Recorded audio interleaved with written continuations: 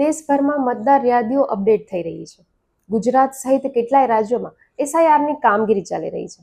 ત્યારે સાયબર ગુનેગારો પણ તેનો લાભ લઈ રહ્યા છે. હાય, હું છું કૃપા. એમપી સરકારે એસઆઈઆરની કામગીરીમાં સાયબર ફ્રોડને લઈને એક એડવાઇઝરી જાહેર કરી છે. જ્યારે ગુજરાતમાં પણ આ કામગીરી ચાલુ હોય, આપણે પણ હવે સાવધાન થઈ જવાની જરૂર છે. સાયબર ગુનેગારો SMS અથવા તો વોટ્સએપ દ્વારા BLOના નામ પર તમારો સંપર્ક કરી રહ્યા છે અને એવું કહી રહ્યા છે કે એસઆઈઆરની કામગીરીમાં ચકાસણી પૂર્ણ નથી થઈ રહી, અથવા તો તમારો મોબાઈલ નંબર વેરિફિકેશન માટે તમને એક ઓટીપી આવશે. જે ઓટીપી તમે આપો તો તમારો મોબાઈલ વેરિફિકેશન કમ્પ્લીટ થઈ જશે અને તમે તરત જ તે ઓટીપી એમને આપી દેશો. આ ઓટીપી તેમને મળતા જ તે તમારો મોબાઈલમાં સોશિયલ મીડિયા અને યુપીઆઈ તરત એક્સેસ કરી લેશે. તમારો જે ડેટા છે તે પણ મેળવી શકે છે.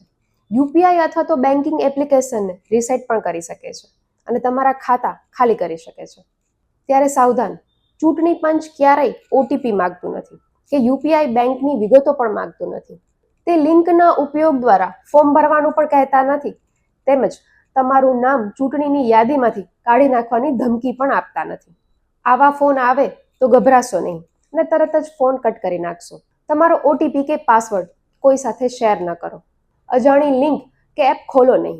છેતરપિંડીના કિસ્સામાં 1930 સાયબર હેલ્પલાઇન પર તરત જ કોલ કરો. આવી જ યુઝફુલ માહિતી માટે જોડાયેલા રહો ખબર ગુજરાત સાથે. તમારી આસપાસ તમામને આ વિડીયો અત્યારે જ ફોરવર્ડ કરો, કારણ કે એસઆઈઆર કામગીરી ચાલી રહી છે.